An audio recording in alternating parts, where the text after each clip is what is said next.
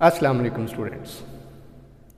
आज का हमारा लेक्चर है सिंपल हार्मोनिक मोशन की दूसरी एग्जाम्पल, जिसका नाम है बॉल एंड बाउल सिस्टम। हमें ये जानना है कि बॉल एंड बाउल सिस्टम के अंदर body simple harmonic motion execute करती है। तो हम सबसे पहले बॉल एंड बाउल कंसीडर करेंगे और देखेंगे कि वाकई ही बॉल एंड बाउल सिस्टम के अंदर, जिसमें एक बॉल है और एक बाउल है, उसके अंदर बॉडी अपनी मेन पोजीशन के आगे पीछे टू एंड फ्रो मोशन या बैक एंड फोर्थ मोशन करती है, जिसे हम सिंपल हार्मोनिक मोशन का नाम देते हैं। आइए बढ़ते हैं अपने लेक्चर की तरफ। तो हम सबसे पहले कंसीडर करेंगे कि हमारे पास एक बाउल है जो नॉर्मली हर घर में होता है आजकल। बाउल इनिशियली हमारे पास बाउल के अंदर एक बॉल है जिसने हमें कहाँ पे रखा हुआ है, मेन पोजीशन पे। बॉल को हमने बाउल के अंदर रख दिया है। दिस इज बॉल और ये हमारे पास क्या है, बाउल। ये एक बॉल एंड बाउल सिस्टम बन गया। ये जो इस बॉल की पोजीशन है, इसे हम ओ से रिप्रेजेंट करते हैं। ओ मीन्स मेन पोजीशन और इसे रिप्रेजेंट करते हैं हम ओ के साथ। ये बॉल है बेसिकली।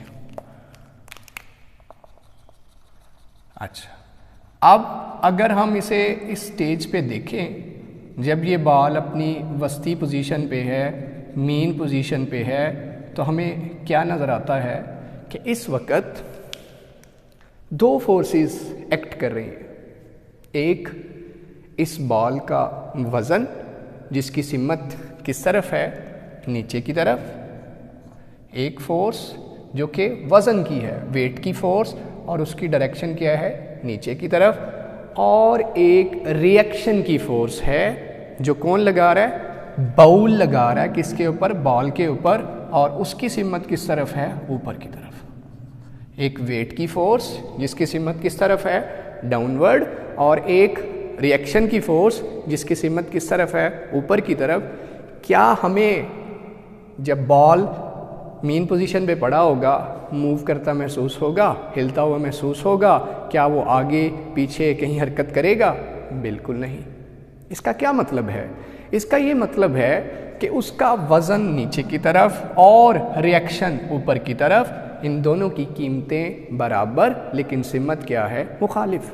कीमतें, वज़न और रिएक्शन इस जगह पे at the main position, at main position, जब मैंने इसे कहीं भी डिस्प्लेस नहीं किया, एट मेन पोजीशन जब मैंने इसे डिस्प्लेस नहीं किया, तो क्या है, वेट और रिएक्शन आपस में इक्वल हैं। और इक्वल होने का मतलब क्या है, इनकी कीमतें बराबर हैं। उनका रिजल्ट क्या आएगा, रिजल्ट विल बी ज़ीरो। एक दूसरे को कैंसिल आउट कर देंगे। इस वक्त कोई भी फोर्स एक्ट नहीं हो रही। फोर्सेस दो हैं, लेकिन एक दूसरे को कैंसिल आउट करके टोटल फोर्सेस का मजमूआ इस वक्त क्या है, ज़ीरो है। इस वजह से ये बॉल आपको क्या दिखेगा, रेस्ट की हालत में।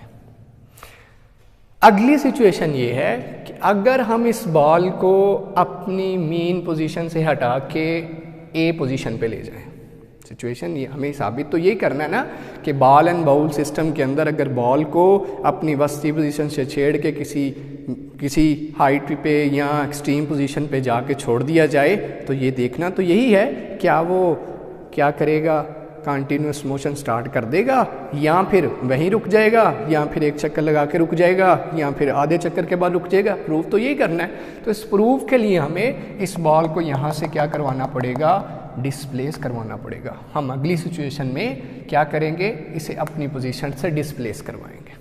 सो नेक्स्ट फिगर क्या होगी, हम इसे अपनी वस्ती पोजीशन से हटा के कहाँ पे ले जाएंगे, एक्सट्रीम पोजीशन पे ले जाएंगे। इसी बॉल को हम यहाँ से क्या करते हैं, मेन पोजीशन से हटा के कहाँ पे ले जाते हैं, इस जगह पे जिसका नाम है एक्सट्रीम पोजीशन ए।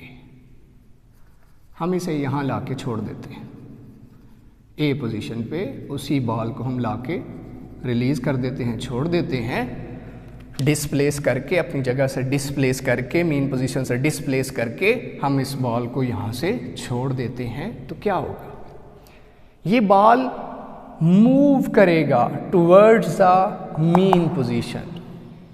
कौन सी ऐसी चीज़ है जो इसे अपनी मेन पोजीशन की तरफ लेके आएगी? सवाल तो ये है कि जब हम इसे रिलीज़ कर चुके होंगे, जब हम इसे छोड़ चुके होंगे, तो कौन सी ऐसी फोर्स है जो इसे मजबूर करेगी कि ये वस्ती पोजीशन की तरफ आए? That is restoring force. Restoring force एक ऐसी फोर्स है जो बॉडीज़ को हमेशा अपनी पहली पोजीशन पे लेके आना चाहती है, चाहे जिस तरफ मर्जी डिस्प्लेस करें। रीस्टोरिंग फोर्स चाहती है कि बॉडी अपनी जहाँ से चली थी, जो मीन पोजीशन थी, जो असल पोजीशन थी, वहाँ आ जाए। तो मुझे बताएं, इसे रीस्टोरिंग फोर्स कौन देगा? हमने तो छोड़ दिया था, हमने तो वहाँ जाके उसे रिलीज़ कर दिया था। तो क्या नज़र आया कि इसका अपना वज़न, इसका अपना वेट ही से क्या प्रोवाइड करेगा?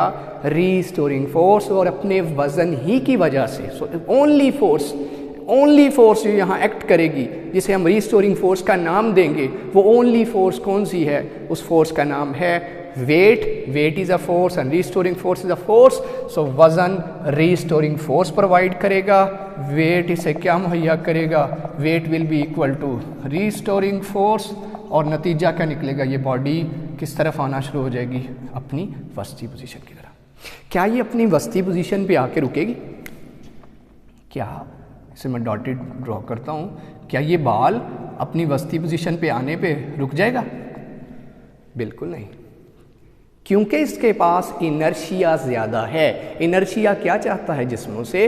अगर कोई जिस्म अपनी मोशन स्टार्ट कर ले, अपनी रफ्तार स्टार्ट कर ले, अपनी हरकत स्टार्ट कर ले, तो उसका इनर्शिया चाहता है कि अब रुकना नहीं है, अब रुकना नहीं है। रीस्टोरिंग फोर्स इसे रोकना चाहेगी, लेकिन इसका इनर्शिया इसे कहाँ ले जाएगा? इसे अब ले जाएगा कहाँ पे? Extreme position. उस एक्सट्रीम पोजीशन का नाम क्या है? इस एक्सट्रीम पोजीशन का नाम क्या है? इस एक्सट्रीम पोजीशन का नाम है बेटे स्टूडेंट्स बी।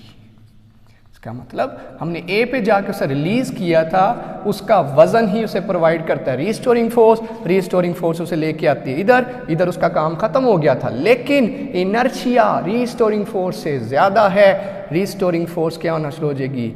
रीस्टोरिंग फोर्स, अब रीस्टोरिंग का फोर्स का रुख तो हमेशा किस तरफ होता है? रीस्टोरिंग फोर्स का रुख तो हमेशा किस तरफ होता है? Towards the mean position. अब इनर्शिया इसे इधर लेके जाएगा, और इस दौरान अगर आप गौर करें, इस तरफ आते आते आते बॉडी की, बॉल की वेलोसिटी क्या होना शुरू हो जाएगी? बढ़ना शुरू हो जाएगी। यहाँ पे वेलोसिटी मैक्सिमम होगी, और जब ये बॉडी इस तरफ जा रही होगी वेलोसिटी कम, और यहाँ पे जाकर रुक जाएगी।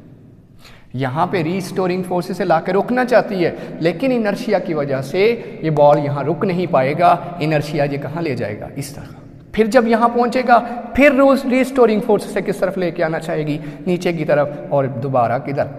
ये मोशन कौन सी है जिसमें body to and fro motion करे?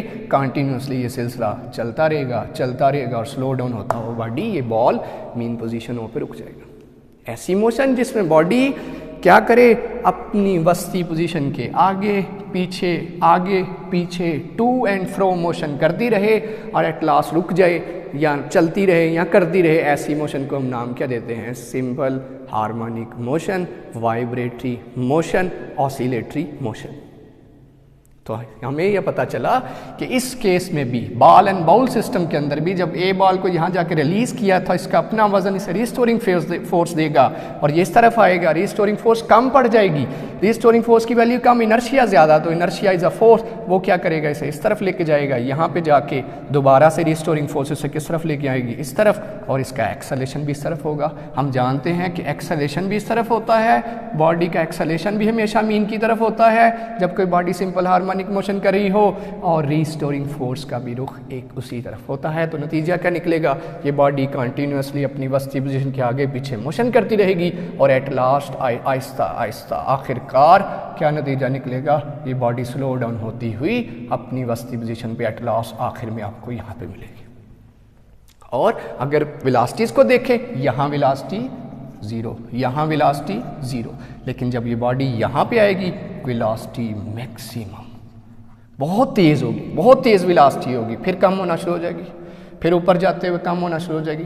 और एक्सेलरेशन को देखें तो यहाँ एक्सेलरेशन मैक्सिमम, और जब यहाँ पहुँचेगी तो एक्सेलरेशन 0, यहाँ फिर एक्सेलरेशन मैक्सिमम। ये कुछ रिजल्ट्स हैं किस केस में, बॉल एंड बाउल सिस्टम। जहाँ वेलोसिटी 0 वहाँ पे एक्सेलरेशन की वैल्यू मैक्सिमम, जहाँ वेलोसिटी मैक्सिमम वहाँ पे एक्सेलरेशन 0, फिर इस तरह से केस चलता रहेगा। और ये वो मोशन जिसमें बॉडी अपनी वस्ती पोजीशन के आगे पीछे कंटिन्यूसली ये मोशन रिपीट करती रहे, कंटिन्यूसली ये अमल दोहराती रहे, इस मोशन का नाम क्या है, सिंपल हार्मोनिक मोशन। तो हमें साबित कर दिया, हमने देख लिया इस एग्जाम्पल से कि वाकई ही बॉल एंड बाउल की मोशन, बॉल की बाउल के अंदर मोशन एक एग्जाम्पल है। किसकी एग्जाम्पल है, सिंपल हार्मोनिक मोशन की। आज के लिए इतना ही स्टूडेंट्स, उम्मीद करता हूँ कि आपको इस लेक्चर की समझ आई होगी। हमारी मज़ीद वीडियोज़ के लिए हमारा चैनल ज़रूर सब्सक्राइब करें, लाइक और शेयर करना मत भूलिए। Thank you very much.